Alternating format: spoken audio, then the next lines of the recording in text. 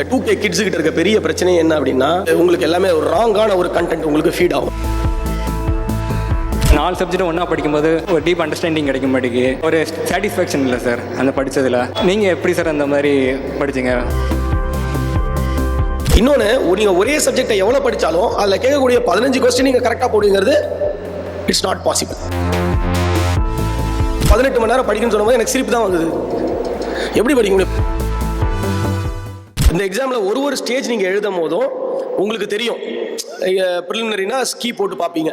மெயின்ஸ்னால் நீங்கள் எழுதிட்டு வந்ததுக்கப்புறம் தெரியும் நான் எப்படி எழுதியிருக்கேன் அப்படிங்கிறத டிஸ்கஸ் பண்ணுவீங்க இல்லையா எல்லாரோடையும். ஸோ அதுக்கேற்ற மாதிரி நீங்கள் அடுத்து என்ன பண்ணலாங்கிறத ப்ரிப்பேர் பண்ணலாம். இதில் ரொம்ப முக்கியமாக நீங்கள் இந்த ப்ரிப்பரேஷன் ஸ்டேஜில் வச்சிருக்கக்கூடிய ஒரு 3-4 விஷயங்கள், ரொம்ப முக்கியமான விஷயங்கள் என்ன அப்படின்னா, நம்பர் 1 உங்களுடைய ஹேபிட்ஸ் ரொம்ப முக்கியம். இதே நான் உங்களுக்கு எக்ஸ்ட்ராவாக இன்றைக்கி நான் சொல்கிறேன் அப்படின்னா, இந்த 2K கிட்ஸ் கிட்ட இருக்க பெரிய பிரச்சனை என்ன அப்படின்னா, நீங்கள் உங்களுக்கு எல்லாமே ஒரு ராங்கான ஒரு கண்டென்ட் உங்களுக்கு ஃபீட் ஆகுது.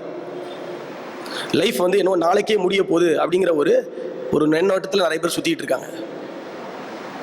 இன்றைக்கே நம்ம எல்லாம் வாழ்ந்து தீர்த்துடணும் அப்படிங்கிற மாதிரி. அப்படி எதுவுமே கிடையாது. உங்களுடைய ஹேபிட்ஸுங்கிறது நீங்கள் என்ன பார்க்குறீங்க, என்ன சாப்பிட்றீங்க, யாருக்கிட்ட பேசுகிறீங்க, யார் கூட பழகுறீங்க, ஒரு நாளில் என்னென்ன பண்ணுறீங்க, என்ன புத்தகங்கள் படிக்கிறீங்க, இல்லை எதை பற்றி தெரிஞ்சுக்கிறீங்க, இதெல்லாம் ரொம்ப முக்கியம். ஸோ அதில் இந்த ஹேபிட்ஸ் ரொம்ப ரொம்ப முக்கியம். இந்த ஹேபிட்ஸ் இல்லை அப்படின்னா உங்களுக்கு ரொம்ப கஷ்டம். நான் ஒரு நாள் என்னோடய உடற்பயிற்சியை நான் எக்ஸாமுக்கு காலேஜ் டைம்லேருந்து நான் எக்ஸசைஸ் பண்ணிகிட்டு இருப்பேன். ஏன் அப்படின்னா சிம்பிள், சவுண்ட் மைண்ட் என்ன சவுண்ட் பாடி. உங்கள் உடல் நல்லா இருந்தால் தான் உங்கள் மனது நல்லா வேலை செய்யும். நல்லா தெரிஞ்சுக்கோங்க. நீங்களே பார்த்துருப்பீங்க, உங்களுக்கு ஒரு ஜுரம் உங்களால் எதாவது பண்ண முடியுமா? பண்ண முடியாது. பல் வலி வந்தால் தான் பண்ண முடியுமா? பண்ண முடியாது. வயிறு வலி வந்தால் தான் பண்ண முடியுமா? பண்ண முடியாது. So very simple. உங்கள் உடல் நல்லா இருந்தால் தான் உங்கள் மனது நல்லா இருக்கும். மனது நல்லா தான் எக்ஸாமுக்கு படிக்க முடியும். எக்ஸாமுக்கு படிக்கிறத விட வேறு எல்லா வேலையுமே செய்ய முடியும். ஸோ உங்களோட பழக்க வழக்கங்கள் ரொம்ப முக்கியம். உடற்பயிற்சி ரொம்ப முக்கியம். உணவு என்ன சாப்பிட்றீங்கிறது ரொம்ப முக்கியம். நல்ல உணவு சாப்பிட்ணும். தூக்கம் ரொம்ப முக்கியம். நிறைய பேர் நைட் 2 மணி வரைக்கும் 3 மணி வரைக்கும் ஃபோனில் உட்காந்துட்டு இருக்காங்க. எங்களுக்கெல்லாம் வேலை நைட்டு 1 மணிக்கெல்லாம் ஃபோன் கால் வரும். நாங்கள் நினைப்போம், ஐயோ இன்னைக்கு 1 மணிக்கு ஃபோன் கால் வரலாம், அட்லீஸ்ட் இன்னைக்கு ஒரு 12 மணிக்கு தூங்கிடலாமே நைட்டு நினைப்பேன். நேற்று நைட்டு நான் படுக்கும்போது ஆல்மோஸ்ட் சுமார் 1:30 மணி இருந்தது. காலையில் திருப்பி 6-7 மணிக்கு 6:30-7 மணிக்கு எழுந்திரிச்சு அடுத்த நாள் வேலையை பார்க்க வேண்டியிருக்கு. ஸோ அந்த தூக்கத்தோட இது ரொம்ப முக்கியம். இந்த மாதிரி இந்த பழக்க வழக்கங்களை கரெக்டாக வச்சுருக்கணும். 2வது, நான் ஹார்ட் ஒர்க் முதலே சொன்னேன். நிறைய புத்தகங்கள் படிங்க, நிறைய விஷயங்களை புதுசாக கற்றுக்கோங்க. நியூஸ் பேப்பர்ஸ் படிக்க ஆரம்பிங்க.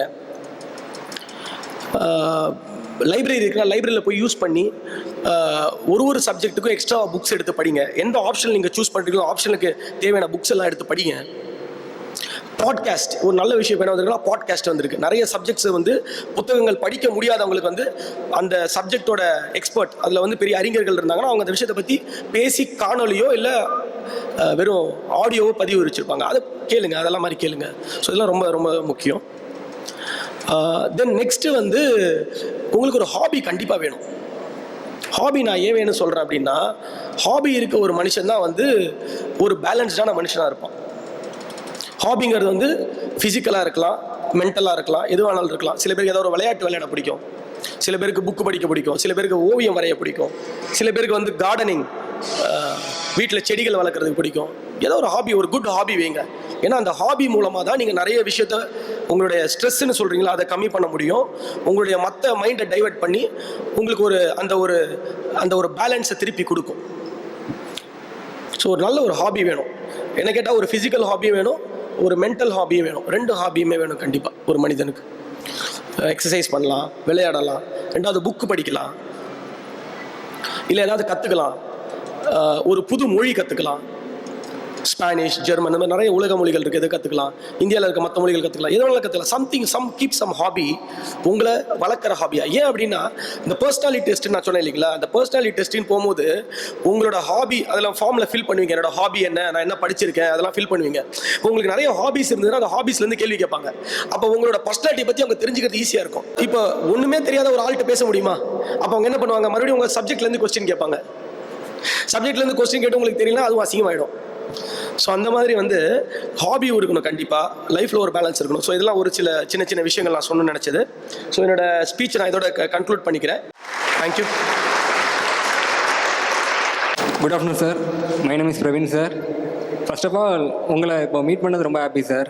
பிகாஸ் நான் உங்களை அதிகமாக யூடியூப் இன்டர்வியூ அப்புறம் இன்ஸ்டாகிராமில் ரொம்ப அதிகமாக உங்களை பார்ப்பேன் சார். எப்படியாச்சும் நேரில் பேசணுன்னு ரொம்ப ஆசை சார்.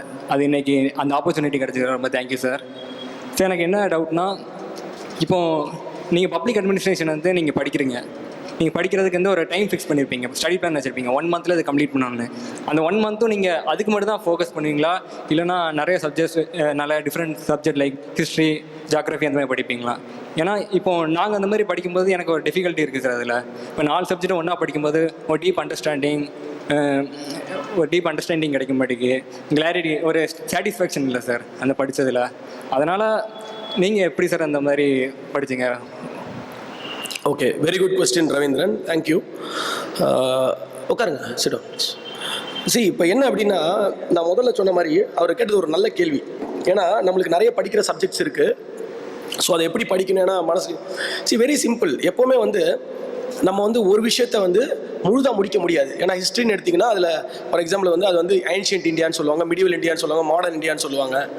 அதுக்கடுத்து நீங்கள் வந்து கான்டெம்பரரி இந்தியாவும் படிக்கணும் நீங்கள். ஸோ நிறைய இருக்குது. ஸோ அப்போ வந்து நீங்கள் எடுத்துகிட்டு ஹிஸ்ட்ரியை மட்டுமே படிச்சுட்டு இருக்க முடியாது. ஸோ என்னோட பிளான் எப்படி இருந்தது அப்படின்னா வெரி சிம்பிள். நான் சொல்லுவேன், அந்த டைமில் எனக்கு நான் சொன்னேன் இல்லைங்களா, எனக்கு ஒரு ப்ரிலிம்ஸில் வந்து ஒரு ஆப்ஷனில் இருந்தது, ஒரு ஜிஎஸ் பேப்பர் இருந்ததுனால நான் யூஸ்வலாக என்னோட ஸ்டடி எப்படி பண்ணுவேன்னா, நான் என்னோட மார்னிங் டைம் அண்ட் ஈவினிங்கோட initial time. For example morning எனக்கு கிளாஸ் இல்லை அப்படின்னா மார்னிங் எழுந்ததில் இருந்து ஒரு 9 o'clock, ஒரு 8 o'clock, எல்லாம் ஒரு 9 o'clock வாட் எவர் என்னோட எக்ஸசைஸ் பிரேக்ஃபாஸ்ட்லாம் முடிச்சுட்டு ரெடி ஆகிட்டு வந்து உட்காரேன் அப்படின்னா ஒரு 9 to 12 வரைக்கும் நான் 9 to 11 வரைக்கும் நான் வந்து ஒரு 2 hours to 3 hours வந்து பப்ளிக் அட்மினிஸ்ட்ரேஷன் படிப்பேன், என்னோட ஆப்ஷனல் படிப்பேன். அதுக்கப்புறமா ஒரு சின்ன பிரேக், ஒரு half an hour பிரேக், இல்லை ஒரு 40 minutes பிரேக் எடுத்துகிட்டு இன்னொரு 2 hours வந்து ஏதாவது ஒரு சப்ஜெக்ட், அதாவது வந்து நான் ஜிஎஸ்க்கு எப்படி வச்சுருந்தேன் அப்படின்னா 2 weeksக்கு ஒரு சப்ஜெக்ட் அப்படி தான் நான் வச்சுருந்தேன். ஏன்னா அப்போ தான் வந்து ஒரு சாப்டரை கவர் பண்ண முடியும். ஃபார் எக்ஸாம்பிள் வந்து ஒரு மாடர்ன் இந்தியா அப்படின்னு இருக்குது அப்படின்னா மாடர்ன் இந்தியாவை ஃபுல்லாக முடிக்க முடியல கூட அதில் ஒரு இவ்வளோ இந்த இயர்லேருந்து இந்த இயர் வரைக்கும். இல்லை ஃபார் எக்ஸாம்பிள் பொலிட்டிக்கல் சயின்ஸ் அப்படின்னா கான்ஸ்டியூஷன் ஆஃப் இந்தியா அப்படின்னா அதோட சாப்டர் இந்த சாப்டர்லேருந்து இந்த சாப்டர் வரைக்கும் ஃபிக்ஸ் பண்ணணும் அப்படின்னு ஃபிக்ஸ் பண்ணி அதுக்கு ஒரு 2 weeks அப்படின்னு ஒதுக்கிடுவேன். அதே போல் பப்ளிக் அட்மினிஸ்ட்ரேஷனில் இந்தந்த டாபிக்ஸ் அப்படின்னு வச்சிருவேன் நான். யூஸ்வலாக என்னோட ஸ்டைல் எப்படி இருக்கும் அப்படின்னா, ஜென்ரல் ஸ்டடீஸுக்கு வந்து நான் சொன்ன மாதிரி வந்து ஒன்று ஒதுக்கி வச்சுருந்தேன். பப்ளிக் அட்மினிஸ்ட்ரேஷனுக்கு பார்த்தீங்கன்னா கிளாஸ் போயிட்டு இருந்தேன். ஸோ கிளாஸில் என்ன சொல்லி கொடுக்குறாங்களோ அதை ஒட்டின விஷயத்தை படிப்பேன். ஸோ இப்படி தான் நான் பண்ணிட்டு இருந்தேன். ஸோ ஈவினிங்கும் அதே மாதிரி பார்த்தீங்கன்னா ஃபஸ்ட்டு ஒரு 2 hours சாப்பிட்டுட்டு நான் கொஞ்சம் ரெஸ்ட் பிரேக் எடுத்துருவேன், நான் போய் தூங்கிடுவேன். முடிச்சதெல்லாம் வந்ததுக்கப்புறம் ஒரு 4:30 உட்காரனா 4:30 to ஒரு 7 டின்னர் வரைக்கும் பார்த்தீங்கன்னா ஜென்ரல் ஸ்டடீஸ் படிப்பேன். அதுக்கப்புறம் ஆஃப்டர் 8 டின்னருக்கு அப்புறம் பப்ளிக் அட்மினிஸ்ட்ரேஷன் ஒரு 11:30 வரைக்கும். ஒரு 11:30 போய் நான் படுத்துருவேன். Again morning 6:30 எழுந்திருப்பேன். அந்த அகைன் ரொட்டீன். ஸோ நீங்கள் வந்து கம்பார்ட்மெண்டலைஸ் பண்ணணும். கம்பார்ட்மெண்டலைஸ்ங்கிறது நான் சொல்ல முடியாது, இவ்வளோ பண்ணுங்க அது இண்டிவிஜுவலாக நீங்கள் தான் உங்கள் பிளானை ஒர்க் அவுட் பண்ணணும். இதை வந்து நீங்கள் ஒரு கிளாஸ் போறீங்கன்னா அந்த கிளாஸில் சொல்லி கொடுக்குறத வந்து உடனே படித்தா நல்லா இருக்குன்னா அப்படி வைக்கலாம். இல்லை நான் புதுசாக ஒரு விஷயத்தை படிக்கிறோம் படிக்கலாம். பட் ஐடியா என்ன அப்படின்னா, நீங்கள் வந்து ஒரு எந்த அளவுக்கு உங்களுக்கு வந்து ஒரு குறிப்பிட்ட அளவு சப்ஜெக்ட்ஸ், ஒரு சாப்டர்ஸோ இல்லை லெசன்ஸோ இல்லை வந்து ஒரு குறிப்பிட்ட விஷயங்கள், ஒரு இத்தனை ஹிஸ்ட்ரினா இத்தனை வருஷங்கள் வரைக்கும், ஜியாகிரஃபினா இந்தந்த ஃபினாமினன், அப்படி நீ ஒரு குறிப்பிட்ட அளவு வரையறையை வச்சுட்டு அந்த வரையறைக்கு ஒரு டைம் ஒதுக்கணும். 2 வாரம் 3 வாரம்னு ஒதுக்கணும். ஒதுக்கிட்டு அந்த டைமில் அதை படிக்க ஆரம்பிக்கணும். நீங்கள் வந்து ஒரு அட் ஸ்ட்ரெச்சில் ஹிஸ்ட்ரியும் படிக்கலாம். It's up to you. அது ஒவ்வொருத்தரோட தனி ஒரு இதை பொறுத்து. என்னோட ஃப்ரெண்ட்ஸ் சில பேர் இருப்பாங்க, அவங்க கண்டினியூஸாக ஜியாகிரஃபி படிப்பாங்க. ஜியாகிரஃபியை ஃபுல்லாக முடிச்சுட்டு அப்புறம் ஹிஸ்ட்ரி போவாங்க.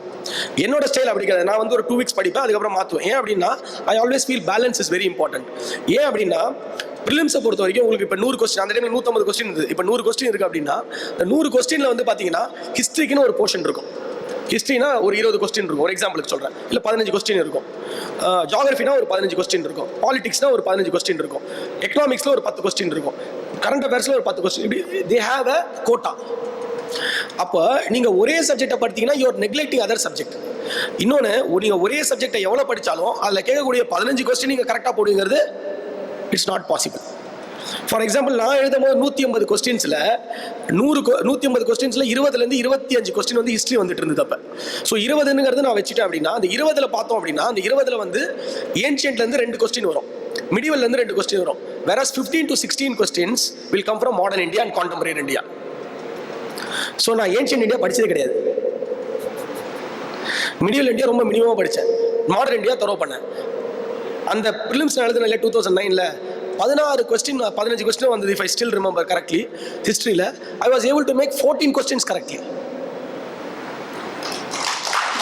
ஸோ இதுதான் ப்ரையாரிட்டைசிங், இதுதான் பிளானிங். நான் வந்து எதுக்கு நான் சொல்ல வரேன்னா, இப்படி வந்து ஃபோக்கஸ் பண்ணி படிக்கணும். நம்மளுக்கு எது தேவை. இப்போ இந்த வாட்டி 15 கொஸ்டின் 100 கொஸ்டின்ல 15 கொஸ்டின் ஹிஸ்ட்ரியில் வருமா, அது எனக்கு தெரியாது. அது நீங்கள் என்ன பண்ணணும் அப்படின்னா, கடந்த 4-5 வருடங்களில் என்ன மாதிரியான கொஸ்டின்ஸ் ப்ரிலிமினரியில் கேட்குறாங்க, ஜியாகிரஃபி லெவல் வருது, ஹிஸ்ட்ரி லெவல் வருது, மற்ற சப்ஜெக்ட் லெவல் வருதுன்னு பார்த்து இதை நீங்கள் அனலைஸ் பண்ணணும். அதில் என்னென்ன கொஸ்டின்ஸ் கேட்குறாங்க, அதில் வந்து மாடர்ன் இந்தியா கேட்குறாங்களா, ஏன்ஷியன்ட் இந்தியா கேட்குறாங்க, என்ன கேட்குறாங்கன்னு பார்க்க வேண்டியது அது கேண்டிடேட்ஸ் ஆகிய உங்களோட கடமை. ஸோ இப்படி எது எக்ஸாமில் கேட்குறான் அப்படின்னு பார்த்துட்டு இது பண்ணணும். லீகல் ஸ்டூடெண்ட்டுக்கு ஸ்கோப் இதில் அதிகமாக இருக்கா அப்படின்னு கேட்குறேன். லா ஸ்டூடெண்ட்டுக்கா? நீங்கள் லாயரா?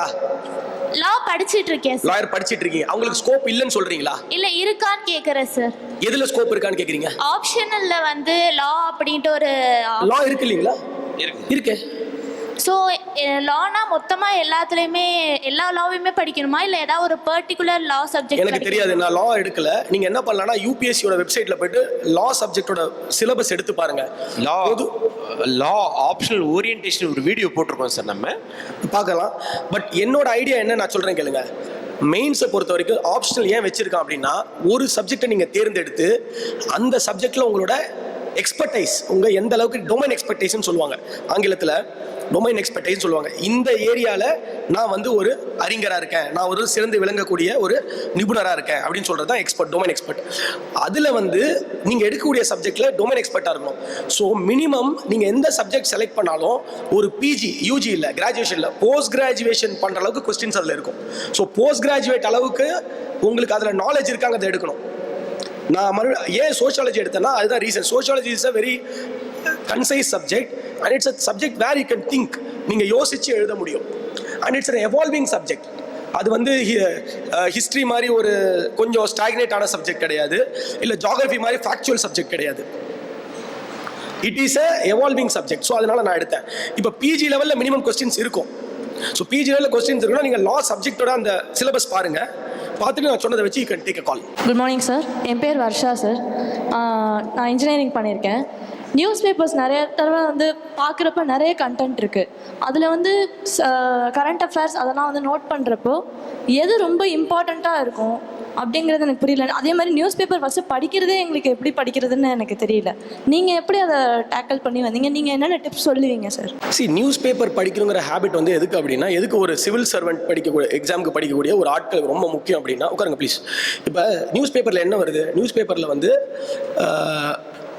ஒரு செய்திங்கிறது வந்து ஏதோ ஒரு விஷயத்தை பற்றி வரதை வந்து நம்ம ஜஸ்ட் அதை வந்து ஒரு நியூஸாக பார்க்கக்கூடாது, அதை வந்து ஒரு அட்மினிஸ்ட்ரேட்டிவ் ஆஸ்பெக்டில் பார்க்கணும். ஓகேங்களா? அட்மினிஸ்ட்ரேட்டிவ் ஆஸ்பெக்டில் பார்க்கும்போது, ஃபார் எக்ஸாம்பிள், இந்த இடத்துல வந்து ஒரு ஆக்சிடெண்ட் ஆகிடுச்சு, இந்த இடத்துல தொடர்ந்து ஆக்சிடெண்ட் ஆகுது அப்படின்னு ஒரு செய்தி வருது அப்படின்னா, அந்த செய்தியை வந்து நான் செய்தியாக பார்க்க மாட்டேன். ஏன் அங்கே ஆக்சிடெண்ட் ஆகுது? அந்த ஆக்சிடெண்ட்டை குறைக்கிறதுக்கு என்ன பண்ணணும்?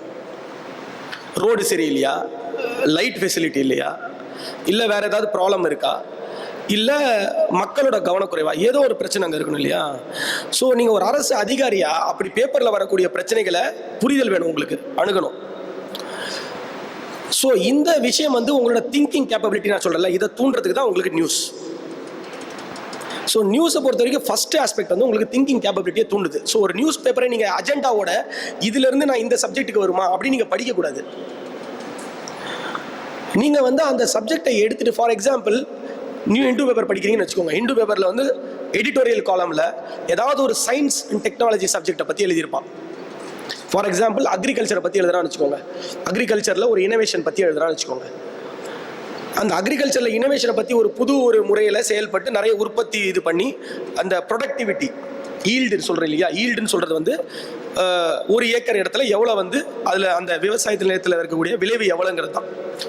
ஸோ இந்த மாதிரி ஒரு டெக்னாலஜி வருது அப்படின்னா, நீங்கள் அந்த டெக்னாலஜியை பற்றி மட்டும் படிக்கிறதுல அவசியம் கிடையாது.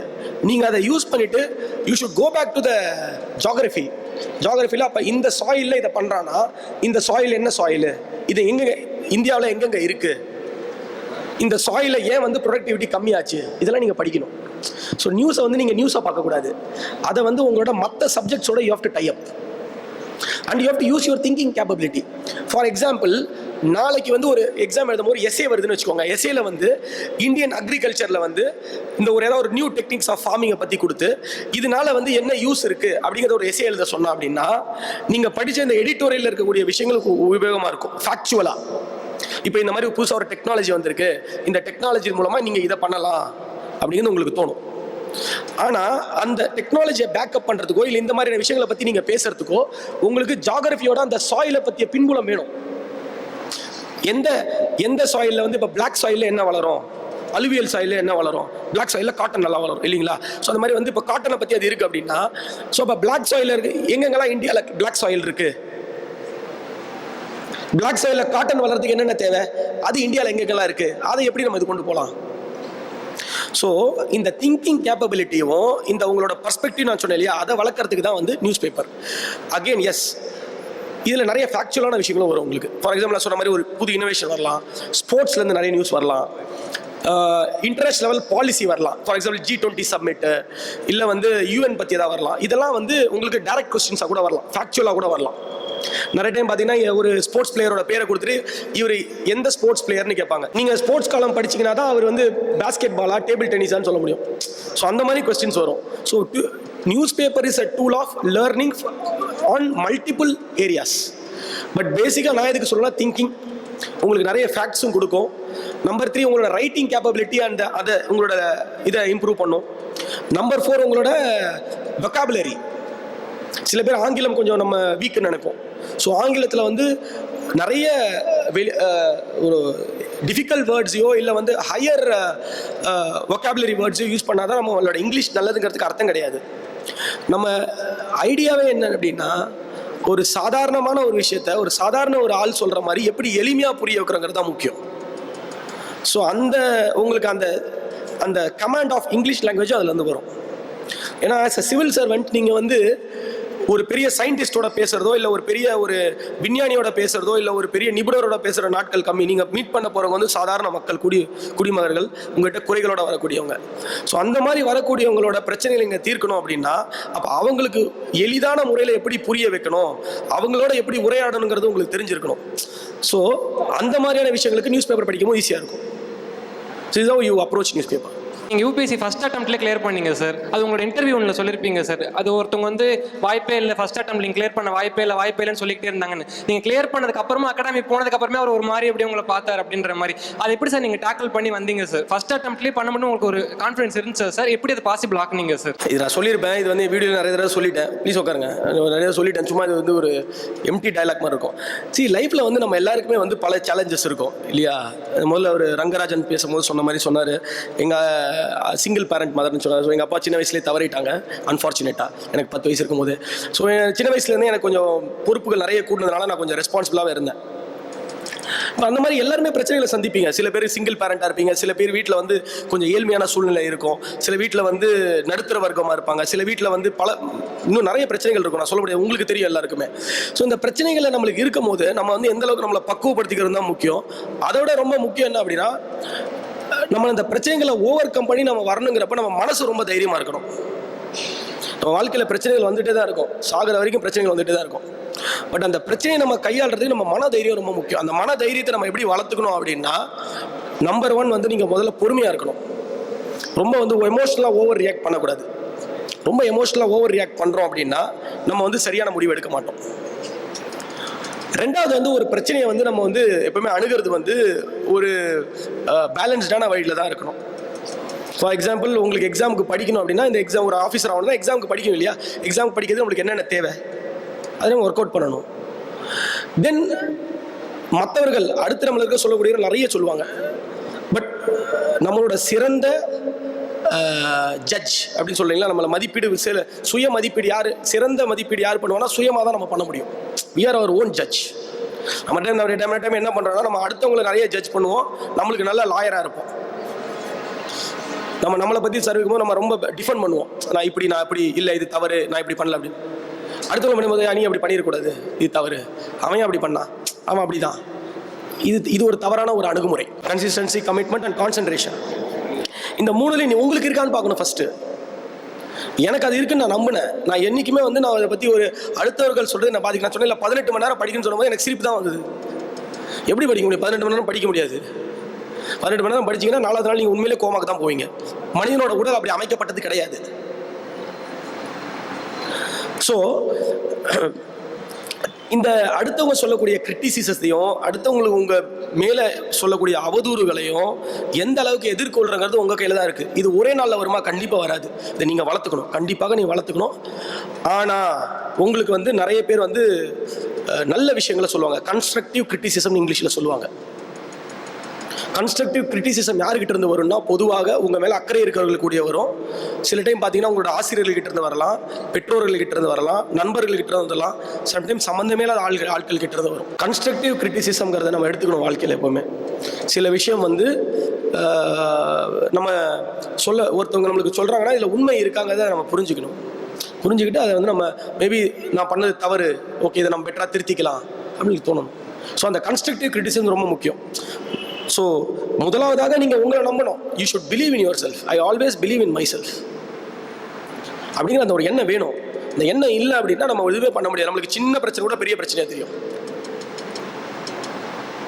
நம்மளால நம்பிக்கை இருக்குன்னு முடிஞ்சுன்னா எல்லா பிரச்சனையும் தீர்க்க முடியுதோ இல்லையோ, அந்த ஒரு பாசிட்டிவான ஒரு ஆட்டிடியூட் உங்களுக்கு கிரியேட். அந்த பாசிட்டிவ் ஆட்டிடியூட் இருக்குது பார்த்தீங்களா, அது உங்களை லைஃப்பில் எங்கேயோ ஒரு இடத்துல கொண்டு போய் நிறுத்தும். அந்த பாசிட்டிவ் ஆட்டிடியூட் மெயின்டைன் பண்ணிக்கிட்டே போகணும். ரெண்டாவது முக்கியமான தருணங்களை நான் சொன்ன மாதிரி நிறைய பேர் கன்ஸ்ட்ரக்டிவ் கிரிட்டிசிசம் கண்டிப்பாக கொடுப்பாங்க லைஃப்பில். இன்னி கூட எனக்கு நிறைய உயரதிகாரிகள் நண்பர்கள் நிறைய பேர் இருக்காங்க. எனக்கு நிறைய விஷயங்களை சொல்லுவாங்க. நான் அவங்களோட அந்தளவுக்கு பேச மாட்டேன், அந்தளவுக்கு அவங்களுக்கு நெருக்கமான நண்பனோ கிடையாது.